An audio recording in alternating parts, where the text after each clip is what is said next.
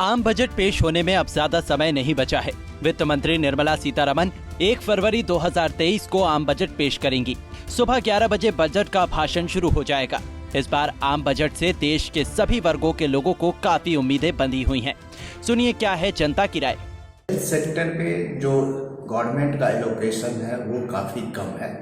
इसको बढ़ा करके कम से कम 2.5 से 3% करना चाहिए ताकि लोगों को गुणवत्तापूर्ण चिकित्सा सुविधा मिल सके।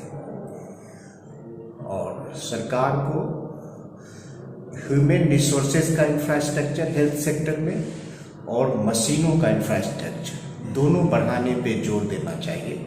अक्सर देखा जाता है जो सरकार मशीन और मकान तो बना देती है लेकिन ह्यूमन रिसोर्सेज का रिक्रूटमेंट या ट्रेनिंग नहीं कर पाती है, जिससे वो अस्पताल या इंस्ट्रूमेंट हाथी का दांत साबित होता है। सरकार जो कैपिंग करती है प्राइसेस का, दवा का या इक्विपमेंट का, उसमें भी असमानता है। जैसे स्टेंट का प्राइस सरकार ने 30,000 से 35,000 किया हुआ है, लेकिन वही पेस मेकर का प्राइस 3 लाख रुपया है, जो गलत है।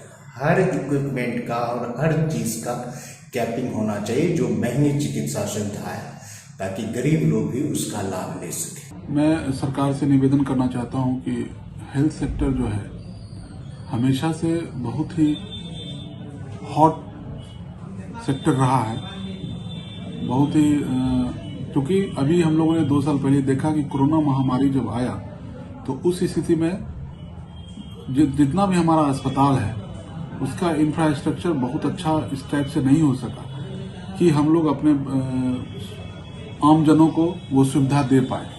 तो मैं सरकार से निवेदन करना चाहूँगा कि जीडीपी का बहुत अच्छा अमाउंट, अच्छा हिस्सा हेल्थ सेक्टर को दिया जाए और अपने सभी सरकारी और प्राइवेट अस्पताल को, ताकि सरकारी अस्पताल का इंफ्रास्ट्रक्चर मजबूत किया जाए, ताकि प्राइवेट कंपनियों को भी प्रोत्साहित किया जाए कि छोटे छोटे गांव कस्बों में अच्छा से अच्छा अस्पताल लगाकर आमजनों को स्वास्थ्य क्षेत्र में लाभ पहुंचाए। ये सरकार से एक अच्छे बजट की आशा हर नागरिक को होती है, मुझे भी है।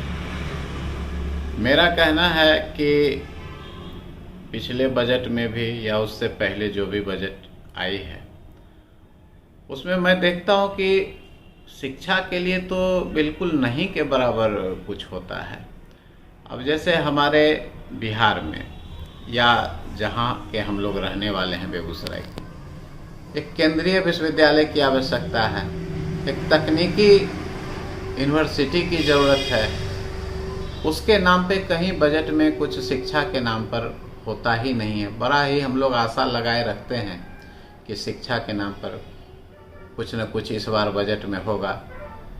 तो मुझे लगता है कि अभी जो सिचुएशन है, कम से कम 5-6 केंद्रीय विश्वविद्यालय बिहार में होना चाहिए। तकनीकी शिक्षा पर जोर देने के लिए इसमें अलग से प्रस्ताव आना चाहिए। कि हम लोग आम जनता हैं, आम जनता को आशा है सरकार से, वर्तमान सरकार से, कि वो जनता का जो पैसा जेब से निकाल लिया है वो बचत के नाम पर बचत के रूप में उसके जेब में पुनः लौटा दे, जिससे उसका जो है सारा कार्यकलाप, घर चलाने का, बच्चों को पढ़ाने का, बीमारी का, दवाई का, अन्य संसाधन जो उसका अभाव में अभी बंद है। ऐसा परिवार हम देख रहे हैं जो कि बच्चे को अंग्रेजी माध्यम से निकाल करके, सरकारी और प्राइवेट स्कूल से निकाल करके, वो जो है कोचिंग सेंटर से भी निकाल करके घर में बैठा दिया है, क्योंकि उसके पास बचत ही नहीं है। तो मैं सरकार से आशा करता हूं कि वो पहले बचत जो है, बजट जो है, वो बचत निर्धारित करे कि जनता के जेब में कितना बचत हो रहा है, और वो उस बचत से जो है परिवार का जो है भरण पोषण जैसे पहले इसके सरकार में हो रही थी, लोगों को जेब में पैसा बचता था, लोग स्वतंत्र होकर खरीदते थे, स्वतंत्र होकर के बच्चे को पढ़ाते थे, बीमारी का इलाज कराते थे। आज के डेट में सरकार बचत जो है वो बजट में पेश करे कि हम जनता के जेब में कितना पैसा डाल रहे हैं। बजट हम लोग चाहते हैं, किचन का सब चीज़ महंगा हो गया है, गैस भी बहुत ज़्यादा महंगा हो गया है। हम चूल्हा पे खाना बनाते हैं, लकड़ी पे। किसी तरह हम लोग को इनकम कम है, इसलिए खाना का भी सारा सामान बढ़ गया है। इसलिए हम यही उम्मीद करते हैं सरकार से जो हम लोग को किचन पर ध्यान दिया जाए। सरकार से हम मांग करते हैं कि सर किचन का रेट कुछ नीचे होना चाहिए। बजट जैसे दाल चीनी सब तो ऊपर ही हो गया है, कुछ नीचे जाएगा तब चलेगा। किचन ऐसे कैसे? मध्यम वर्गीय परिवार के लोगों के आर्थिक स्तर को सुधारने के लिए कुछ विशेष योजना, विशेष तरह के लाभ की घोषणा करें। मध्यम वर्गीय परिवार अभी भारत में और खास करके अपने इस क्षेत्र में मैं देख रहा हूँ, लगातार मध्यम वर्ग से नीचे स्तर की ओर जा रहे हैं। बहुत कमाई होने के बावजूद किसी तरह से परिवार चल रहा है, बचत की तो कोई बात ही नहीं है। ऐसी परिस्थिति में यदि कोई आकस्मिक खर्च आ जाए तो वो कर्ज में डूबने के अलावा उनके पास कोई विकल्प नहीं है। इसलिए मध्यम वर्गीय परिवार पर विशेष फोकस देने की आवश्यकता है। जहाँ तक किसानी की बात है, अब किसानी में इतनी पूंजी लग रही है कि मध्यम वर्गीय परिवार के लिए किसान का काम भी करना, खेती बाड़ी पशुपालन करना भी काफ़ी कठिन हो गया है। अभी हाल के दिनों में हृदय रोग और ब्रेन हेमरेज की जो है सो बहुत ज़्यादा संख्या बढ़ी है, उससे बहुत लोग पीड़ित हुए हैं। तो हम ये भी मांग करेंगे कि इस तरह के रोगों के लिए जो इक्विपमेंट होता है या जो दवाएं होती है उस पर सरकार रियायत करे। जो सब दिन गाय लेके हम लोग का मुख्य पैसा गाय का ही है। जो भी गाय खिलौने उलौने में बहुत ज़्यादा खर्चा हो रहा है, उस अनुसार से हम लोग को आउटपुट कुछ नहीं मिल रहा है। अनाज का महंगाई इतना ऊपर बढ़ चुका है कि दूध दुहने के बाद भी उसको मार्केट में बेचने के बाद भी उसका भरपाई नहीं हो रहा है और दिन प्रतिदिन हम लोग ड्यूज में गिरते चले जाते हैं और सही वक्त पर सही समय पर कोई भी सुविधा सरकार से हम लोग को नहीं मिल पाता है। महंगाई जो है, जो उस पर कंट्रोल किया जाए, दूध का उचित रेट मार्केट में हो, जिससे हम लोग का सही से हो सके जीवन यापन। सोसाइटी में रहने वाले गरीब तबके को जिस तरह से अभी इस सरकार ने मिडिल क्लास को बर्बाद कर दिया है, उस मिडिल क्लास को जिंदाबाद करने के जो आधारभूत नियम होते, उस नियम के अंतर्गत सरकार उस तरह से बढ़ावे बजट ताकि मिडिल क्लास सशक्त हो। कहे कि मिडिल क्लास ही तो बैकबोन है और जब बैकबोन दुरुस्त रहेगा तभी तो कुछ भी दुरुस्त हो। मिडिल क्लास के किसानों को बजट में राहत मिलनी चाहिए, चाहे उसका यंत्र हो या जो भी सुविधा हो। मध्यम क्लास किसानों को बहुत ज़्यादा सरकार से लाभ नहीं मिल पा रहा है। दूसरा, जो जीएसटी है, मिडिल क्लास के व्यापारी हैं वो भी त्रहमाम में है। जीएसटी बहुत ज़्यादा उपयोगी नहीं हो पा रहा है, उसमें भी संशोधन होकर के इस बजट में आना चाहिए।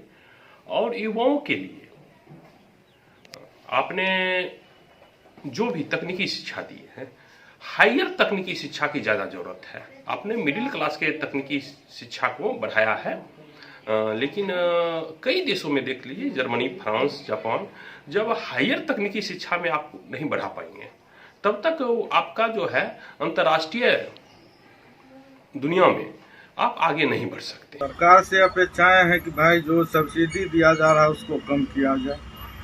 जो निचले तबके के लोग हैं, जो मध्यम वर्ग से नीचे के हैं, उनको तो लाभान्वित किया जा रहा है, सरकार रेवड़ी बांट रही है। लेकिन जो मध्यम वर्ग हैं, जो 3 करोड़ से नीचे के व्यवसायी, उनको कोई सुविधा नहीं दी जा रही है।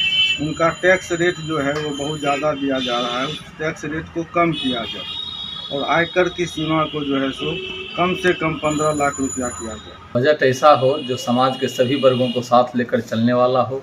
शिक्षा, स्वास्थ्य तथा रोजगार को प्रमुखता देते हुए वेतनभोगी को आयकर राहत और किसानों के फसल का उचित मूल्य देते हुए गृहिणी के लिए उनके घर का राशन को एक सीमित दायरे में लाने वाला हो। ऋतिक कुमार हूँ, मैं एक छात्र हूँ। सेंट्रल बजट जो सरकार ने लाया है, मैं उस पर कुछ बोलना चाहूँगा। बिहार में जो सेंट्रल यूनिवर्सिटी जो हैं उनकी संख्या बढ़ाई जाए और मेडिकल और इंजीनियरिंग के क्षेत्र में उनकी सीटों की संख्या बढ़ाई जाए, जिससे अधिक से अधिक बच्चे या मध्यम वर्ग की हों और जो गरीब तबके के बच्चे हों वो आसानी से अपनी पढ़ाई पूरी कर सके और भारत का नाम रोशन कर सके। और जो सेंट्रल यूनिवर्सिटी बिहार में खुल रहे हैं, मैं चाहूँगा वो बेगूसराय में भी खुलें और जो बच्चे बाहर जाते हैं अपनी पढ़ाई पूरी करने के लिए वो यहीं रहकर अपनी पढ़ाई पूरी कर सके, जिससे गरीब और निचले तबके के बच्चे हों उनका पूर्ण रूप से विकास हो सके, क्योंकि इससे समाज बढ़ेगा तो राज्य बढ़ेगा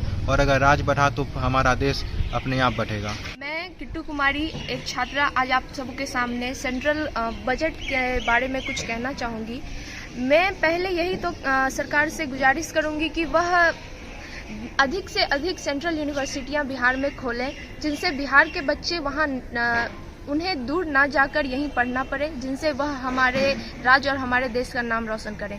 और मैं सरकार से यह भी गुजारिश करूंगी कि वह अधिक से अधिक मेडिकल सेक्टर और फिर इंजीनियरिंग सेक्टर में सीटों की संख्या बढ़ाई जाए, जिससे अधिक से अधिक बच्चे मध्यम वर्गीय और उनसे नीचे के बच्चे भाग लें, जिनसे वह अच्छे स्कोर करें। यहाँ तक कि हमें पता है कि महिलाओं को सुरक्षा तो हमारी सरकार कर ही रही है, लेकिन जब हम उन पे ज़्यादा सुरक्षा की अगर जो बात करते हैं तो हम देखते हैं कि अभी महिलाओं पर सुरक्षा होने के बावजूद भी उन पे कई सारे अटैक्स हो रहे हैं। तो मैं चाहती हूँ सेंट्रल गवर्नमेंट से मेरी यही गुजारिश है कि वह कठोर से कठोर कानून बनाया जाए, जिनसे बुराई फैलाने वाले को भी यहाँ बातें करने से उन्हें डर लगे।